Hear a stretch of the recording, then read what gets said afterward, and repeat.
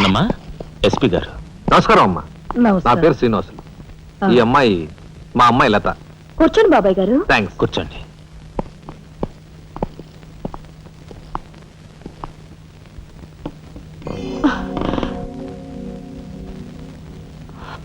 బాబు గారు, తమరు ఎందుకు వచ్చినట్టు? సందర్భమో అసందర్భమో తెలీదు, ఓ శుభకార్యం గురించి అడుగుదామని వచ్చాను. అంటే అదే మా అమ్మాయికి మీ అబ్బాయికి పెళ్లి సంబంధం విషయమై పెద్దలు తమరితో మాట్లాడదామని.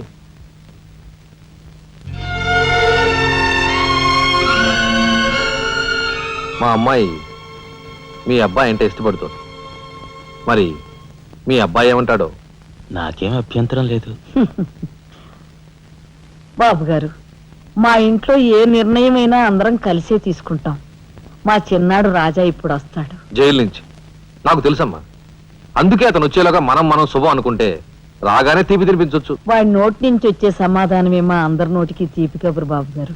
అమ్మా బాబాయ్ వచ్చాడే. వచ్చావా? నిన్ను గురించే తలుచుకుంటున్నావురా. 100 ఏళ్ళ ఆయుష్. ఎలా ఉన్నావురా ఎస్పీ గారు? కొంచెం అలా పక్కకు వస్తారా? మనం ప్రైవేట్గా మాట్లాడుకుందాం. Why not? షూర్. పద బాబు.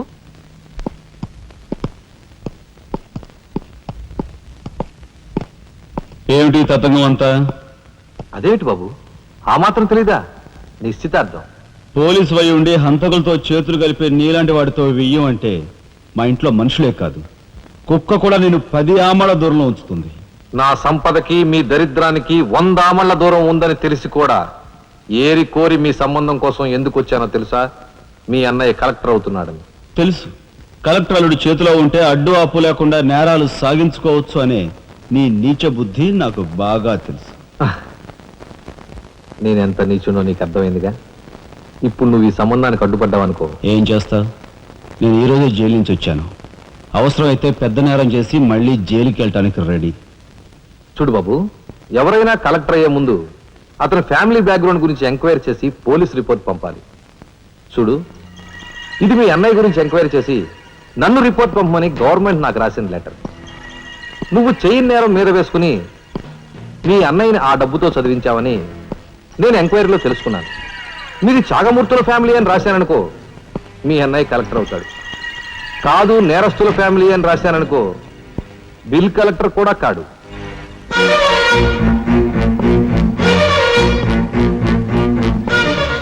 మరి మీ అన్నయ్య కలెక్టర్ కావాలనుకుంటావో ఇంకేం కావాలనుకుంటావో నువ్వే నిర్ణయించుకో. నేను వస్తాను. లోపల నా కోసం ఎదురు చూస్తుంటాను. బాయ్.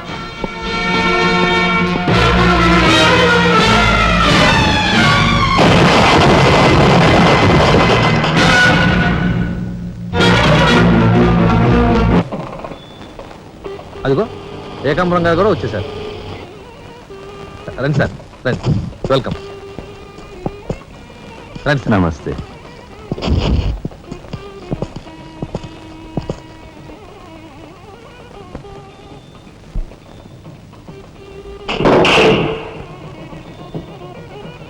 తసారాల బొడ్డు ఎస్పీ మంచి కెపాసిటీ అయినోడు. చాకులాంటి కుర్రాడితో రిలేషన్షిప్ కల్పించావు. చేయి జారిపోకుండా చూడు, ఎప్పటికైనా మనకు ఉపయోగపడతాడు. సార్, ఆ మంచి మనిషికి శ్రద్ధాంజలి గడిస్తూ ఈ పుష్పమాల సమర్పించండి. పాము తరిస్తాడు. రఘుపతి గారు, ఒక్క నిమిషం సార్. వీడియో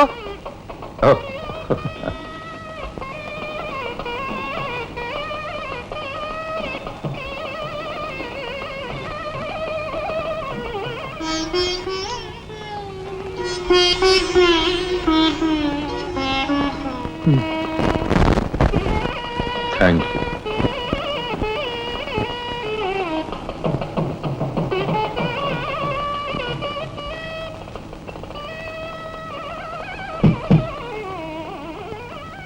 మాట్లాడి బాగా అలసిపోయావని నీకోసం తీసుకొచ్చాను.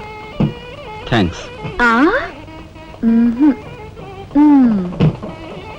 ఇదిగో, మన ఇద్దరం ఓ పని చేద్దావా? పైనా? అది కాదు, వాళ్ళిద్దరు పెళ్ళైపోగానే మనిద్దరు వెళ్ళి పెళ్లి పెట్ట మీద కూర్చుందాం. నువ్వు తాళి కట్టు, నేను కట్టించుకుంటాను. రఫ్ ఆడిస్తానేమనుకున్నావా? ఆడించు ఆడించు. అవతల చిన్నబాబు గారు తాళి కట్టేస్తున్నారు, నేను దగ్గర లేకపోతే ఎలా?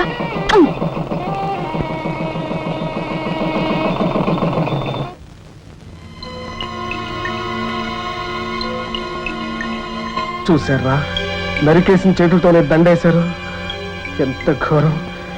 ఈ విషయం వెంటనే రాజాకి చెప్పాలి. నారాయణ ఏదో కొంప ముంచెట్టున్నారు. ఇక్కడి నుంచి వెళ్ళిపోదాం పదండ్రా. వెళ్ళిపోవడం కదరా, ఇప్పుడు ఏదో ఒకటి చేయాలి కదరా. నేను చెప్తాను పద, నా మాట వినండిరా.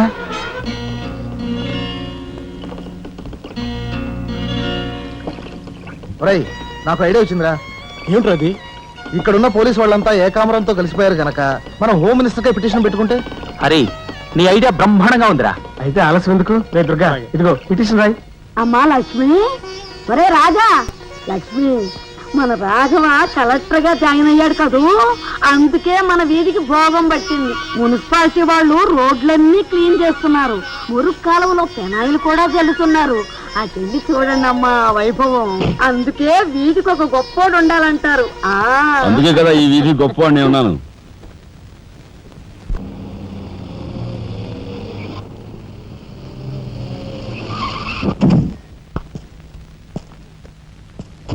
నమస్కారం సార్. రేయ్ అదేమిట్రా? ఈ సూట్లో భలే ఉన్నావన్నయ్య. బాబు నానమ్మ పద రామ్మా.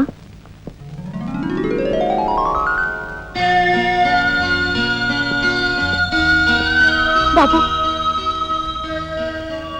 వదిన, నీ సర్వస్వం మా కుటుంబం కోసం ధారపోసావు. అటువంటి నువ్వు సౌభాగ్యం కోల్పోవడం మా దురదృష్టం.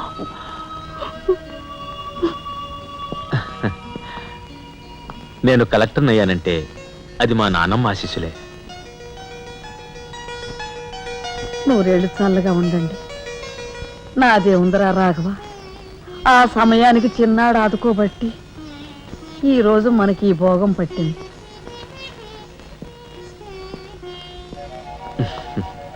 నువ్వు లేకపోతే నేను లేని తమ్ముడు. You are my friend, philosopher and guide.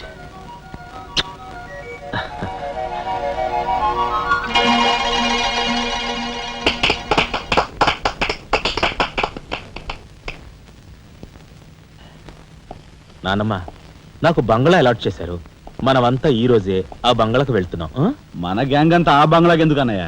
చూడు రాజా, నేను ఐఏఎస్ పాస్ అయింది మనం వేరు వేరు కాపురాలు పెట్టడానికి కాదు.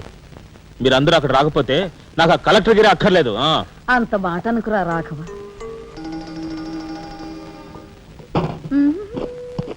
కన్యా, ఏమిటి నువ్వు కూడా బట్టలు సర్దుకుంటున్నావా?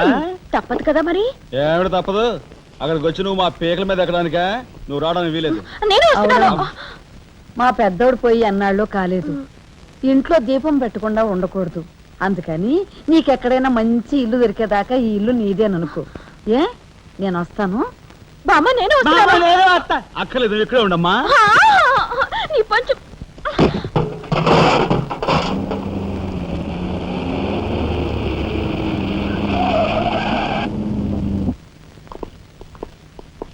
రానమ్మా రా. మామగారు ఆగది. రావాయలుడు, కమాన్ రా. మీ తమ్ముడు టాక్సీ తోలుకు బతుకుతానని మా నాన్నతో అంటున్నట్ట. ఇదేమన్నా బాగుందా? తప్పే ఉంది. తప్పే ఉందా? కలెక్టర్ గారి తమ్ముడు టాక్సీ డ్రైవర్ అంటే అవమానం కదండి. మా తమ్ముడు చేయన్నారని తన మీద వేసుకుని నన్ను చదివించాడు. వాడు జైలుకెళ్ళి ఇచ్చిన డబ్బుతో కలెక్టర్ అయినందుకు నేను సిగ్గుపట్టం లేదు. అది విని నీకు సిగ్గనిపించలేదు. వాళ్ళ మీద వీళ్ళ మీద ఆధారపడకుండా వాడు ట్యాక్సీ తోలుకుంటానంటుంటే నీకెందుకు సిగ్గనిపిస్తుందో నాకు అర్థం కావటం లేదు. నేను సిగ్గుపడే మాటలు ఇంకెప్పుడూ మాట్లాడుకో.